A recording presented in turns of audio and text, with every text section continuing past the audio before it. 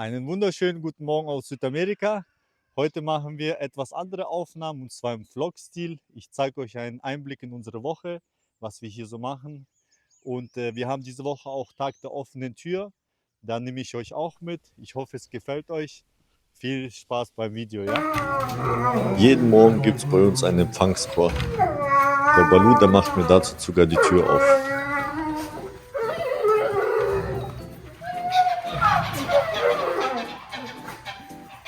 Natürlich macht er das nicht jeden Tag. Das war jetzt wahrscheinlich fürs Video gestellt.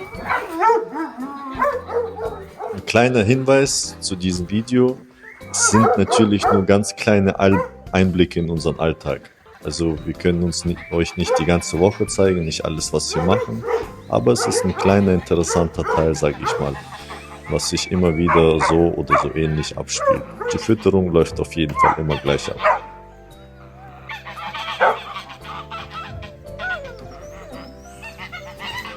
Ja, der Buddy, der mag die Gänse zu jagen.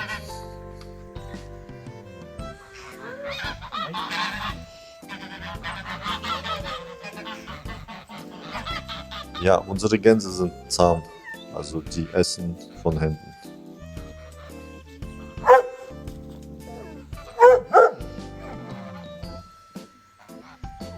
Und man sieht hier auch, Gänse, Hühner, Hunde, Katzen können auch zusammenleben, ja, also es funktioniert.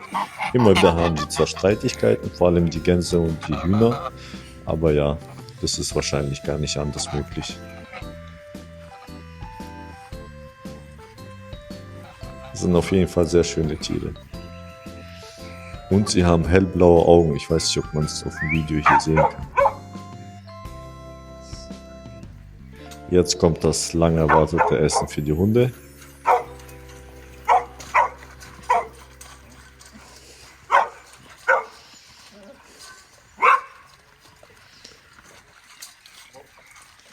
Zwei unserer Hunde sind krank, jetzt ist mir gerade eingefallen, dass ich es vertauscht habe. Zum Glück noch rechtzeitig gemerkt. Da ist nämlich ein Medikament mit drin gewesen.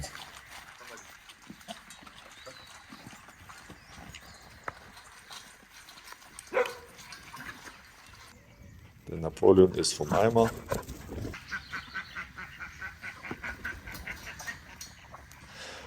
Unsere Hühner, die Eier legen, die sind bei uns im Gehege. Ich denke, die haben hier genug Platz und sind glücklich hier. Aber die Eiersuche, wenn die im Freien sind, gestaltet sich sehr schwer. Deswegen haben wir denen ein größeres Gehege gebaut.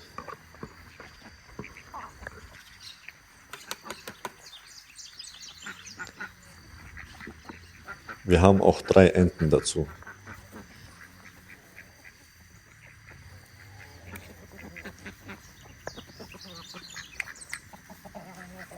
Da finde ich gerade wirklich zum ersten Mal 2 Enteneier. Die legen sie nämlich nicht da, wo die Hühner sie legen, sondern die legen sie immer frei in die Wiese oder ab und zu auch ins Wasser. Das war das erste Mal, nicht fürs Video gestellt.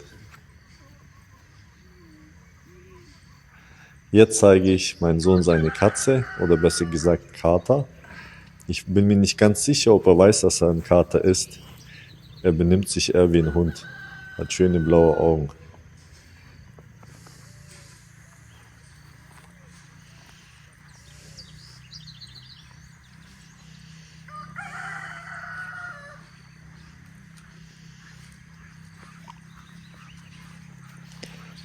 Die meisten dieser Hunde sind uns entweder zugelaufen oder meine Frau hat sie auf der Straße eingesammelt. Ja, der Forrest, der hat heute keine Lust auf Streicheleinheiten.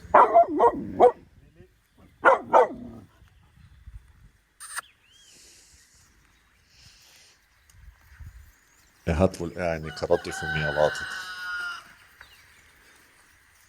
So, hier an diesem Baum pflücke ich gerade Niembaumblätter. Die sind sehr gesund. Darüber werde ich irgendwann mal ein ausführliches Video machen. Dieser Baum wird schon vor über 5000 Jahren in vedischen Büchern erwähnt. Wirklich kann ich nur jedem empfehlen.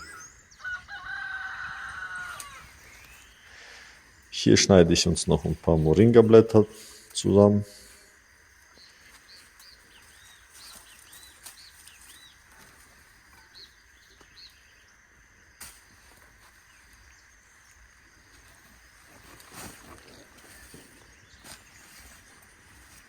Moringa wirklich sehr gesund, habe ich ein ausführliches Video drüber gemacht.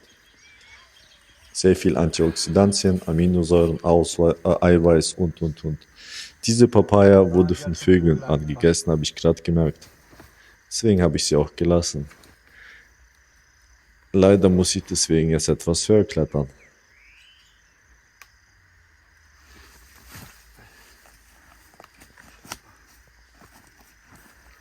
So, diese Papaya ist jetzt nicht ganz reif, aber perfekt für unseren Salat. In Thailand werden Papayas grün für den Salat genommen. Wir nehmen die so halb gelb, halb grün. Da sieht man wieder den Toshi. Ich sag ja, der ist wie ein Hund. Der ist einfach immer dabei. Ja, fast immer. Perfekt Sobald für ich den in den Salat. Waldgarten gehe, ist er immer dabei.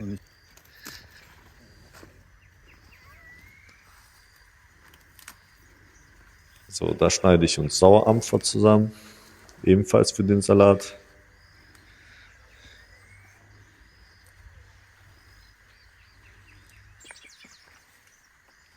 Da pflücke ich uns eine reife Nektarine.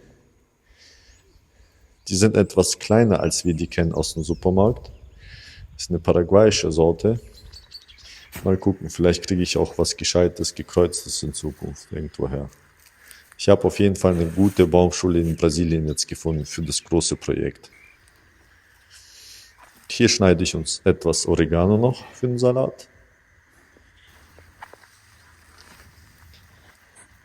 Ja, ein paar Himbeeren dürfen nicht fehlen. Die nimmt meine Frau ab und zu fürs Dressing.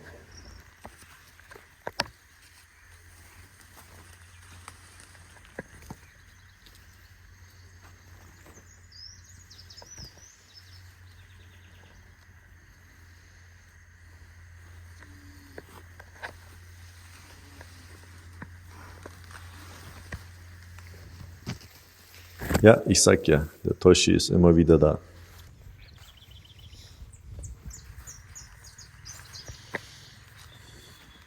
So, jetzt geht's langsam zum Frühstück. Die Gänse sind auf dem Weg zum Teich. Oder besser gesagt Becken. Teich haben wir zwar einen, aber der ist leider noch nicht voll mit Wasser. So, jetzt schneidet meine Frau uns das Frühstück, gibt ein Papaya, Moringa, Oregano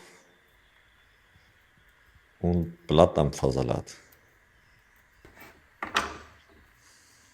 Ein paar Limetten fürs Dressing. Orangen hat meine Frau noch reingemacht und Himbeeren. Super lecker, kann ich euch nur empfehlen. Und 100% Nährstoffe.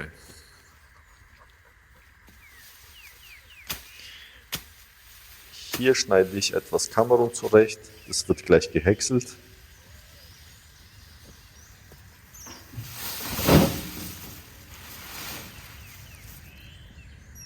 So, da ist unser Häcksler.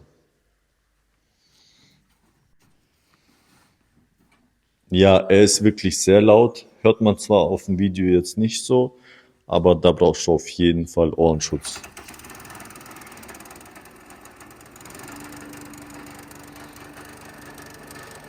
Das gehäckselte Material kommt bei uns nachher in den Hühnerstall. Damit produziere ich meinen eigenen Hühnermulch, sag ich mal. Ja, also das gehäckselte Kamerun mit der Hühnerkaka später ist ein super Mulch für unsere Bäume. Hier bringe ich das jetzt zum Hühnerstall. Das ist unsere selbst entworfene, selbst gebaute Konstruktion. Ja, aber es funktioniert ganz gut, ja. Ich erkläre es euch ein bisschen später, wie das funktioniert. So, jetzt hole ich erstmal den ganzen Mulch, sage ich mal, raus. Den Kamerun sieht man schon kaum mehr, weil das bei mir jetzt schon über 2 Monate liegt, aber ist perfekt, weil zu früh sollte die Hühnerkacke nicht zu den Bäumen kommen. Eine Hähne sitzt bei uns gerade schon sogar beim Brüten, das heißt, wir kriegen bald kleine Babys. Kleine Küken, besser gesagt.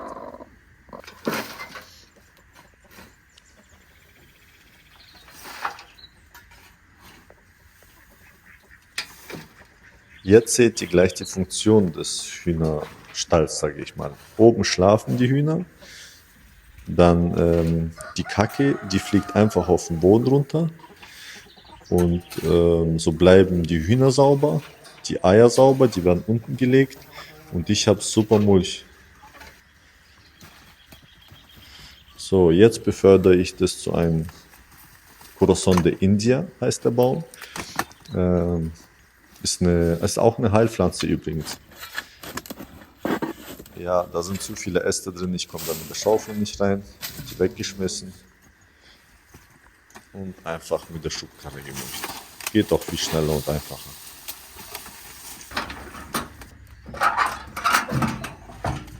So, jetzt sind wir dabei, das frische Mulch auszubreiten.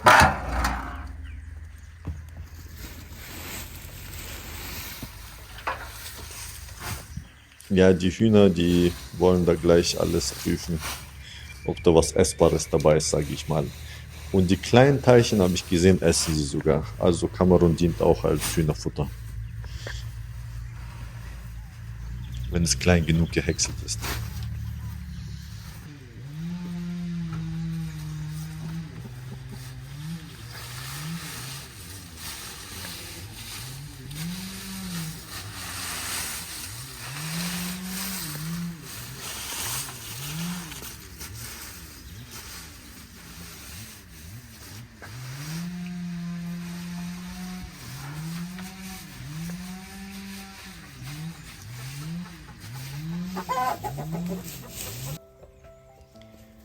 Jetzt gönne ich mir auch eine kleine Pause mit einem Wasser.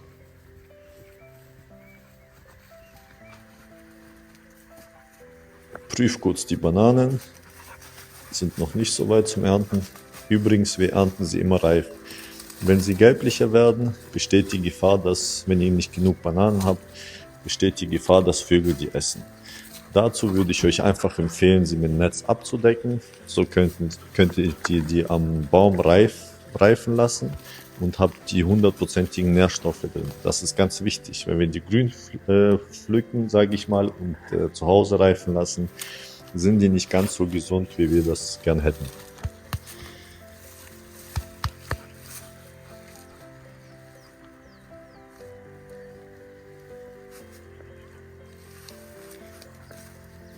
Unser zweiter Häcksler hat jetzt einen Ast entdeckt und macht sich sofort an die Arbeit.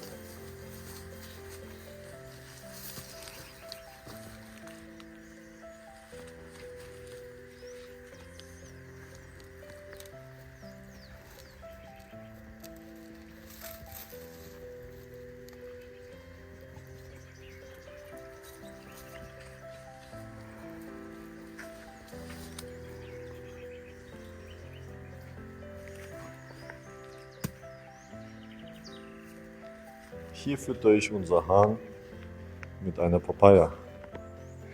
Übrigens, wenn einer von euch Hähne braucht und aus der Umgebung Nueva Colombia kommt und ihr uns verspricht, die nicht zu schlachten, dann bekommt ihr sie von uns. Wir haben nämlich viel zu viele Hähne.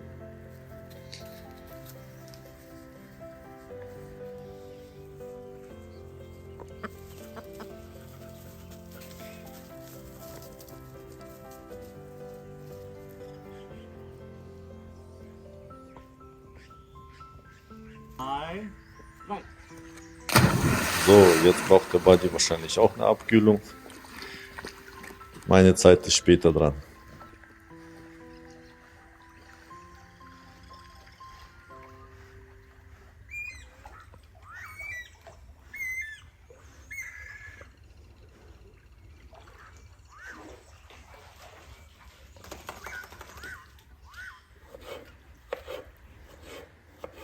Jetzt sind wir schon mitten in der Vorbereitung für den Tag der offenen Tür.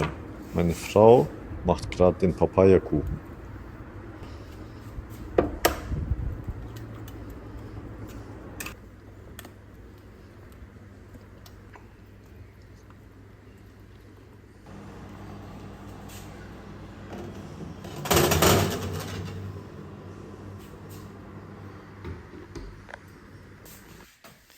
Ich habe noch schnell die Terrasse gefegt.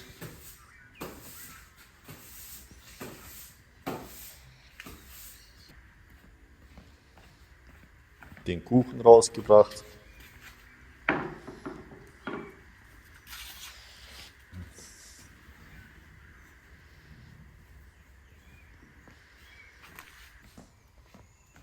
Und das Wasser durfte natürlich auch nicht fehlen.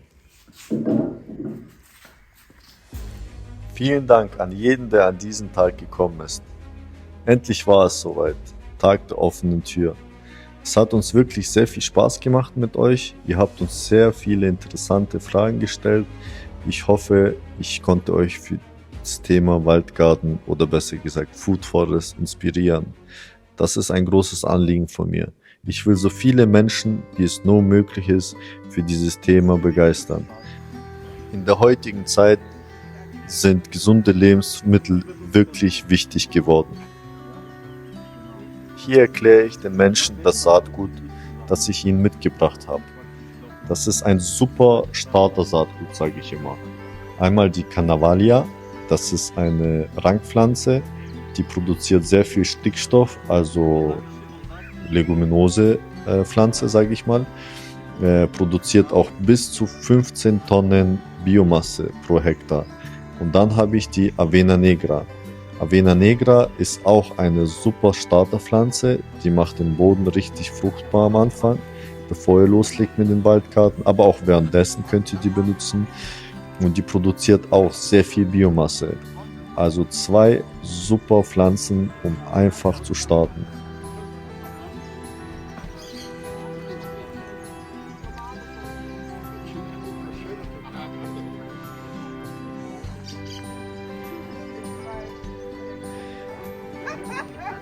Mir hat man noch einiges an Saatgut mitgebracht. Vielen Dank dafür.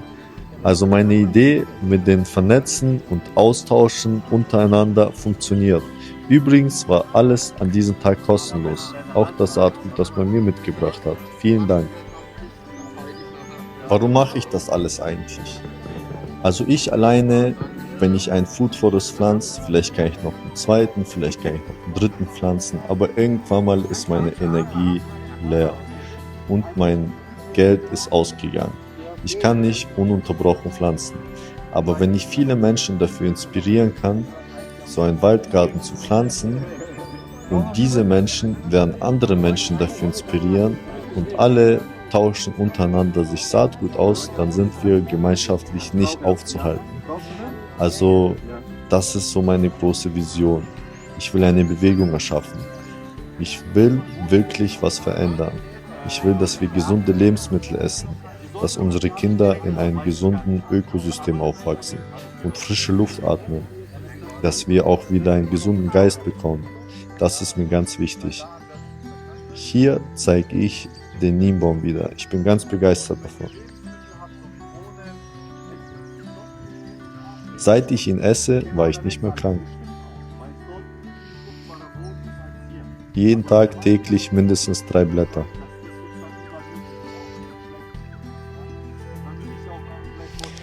Übrigens, er eignet sich auch gut, um Sachen einzulagern gegen Schädlinge. So, jetzt gehen wir zu unserem Waldgarten.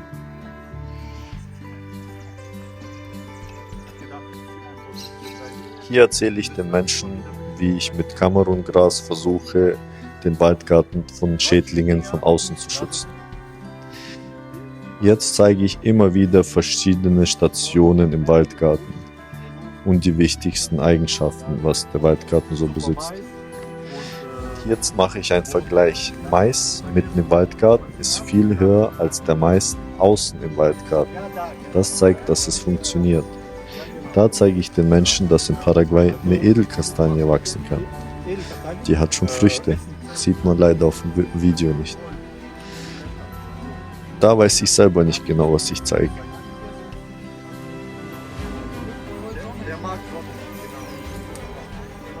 Jetzt eine kleine Verkostung.